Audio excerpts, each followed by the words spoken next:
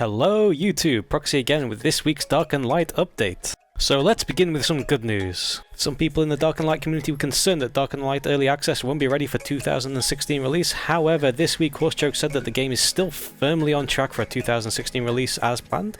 And when the game is finally ready for an official release, the servers will be completely wiped to prepare for a launch. So if you have been concerned that the game might not be something you want to play, you can always wait for the feedback about early access version and then decide if you want to play the game when the game is officially released much further down the road.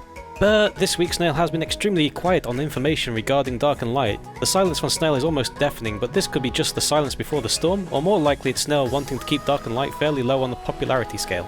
Why do Snail want to keep the game low on hype? Well, according to Horsejoke, as an early access launch title, it's going to come with somewhat less fanfare than a full launch. We're going to be putting out a game that we know people will enjoy, but it's also going to be released in a state where we're hoping to gather data and feedback that we can't get internally on bugs, gameplay, technical optimizations, etc. For now, we're going to continue releasing as much information as we're ready to leading up to the launch. Now, the reason for this is, I think, because Snail doesn't want to bring up too much attention to their game, which will change a lot during the course of early access. And that's most likely why they are keeping information extremely limited, because features that are advertised now might not exist when the game finally does launch. So, moving on to a slightly different topic, gamers have been asking Horsejoke to compare Black Desert Online to Dark and Light, and Horsejoke said, "We've gotten a lot of questions and comments comparing the game to Black Desert Online, but the only thing similar is the kind of fantasy medievalish setting between the two games.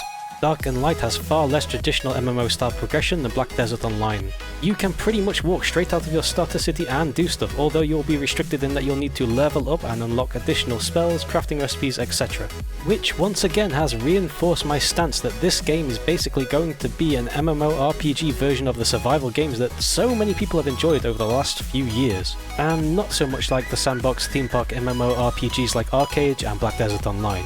Horsejoke finishes this statement off with, "We haven't announced raids or dungeons yet, but I can tell you that most of the higher level content in Dark and Light is going to be more freeform rather than something that is required for progression." Now, in another YouTuber's video, he claimed that there would be instanced PvP and PvE in-game, however this kind of unconfirms that anything like this will exist currently. But it could be something that we see in the future. However, I imagine this will be one of the things they may want community feedback on. Personally, I would like to see an open world sandbox remain as an open world sandbox. I feel like there is already enough MMOs out there that regurgitate instance content over and over, and for Dark and Light, I personally believe it should be focused more on content that truly makes the game unique.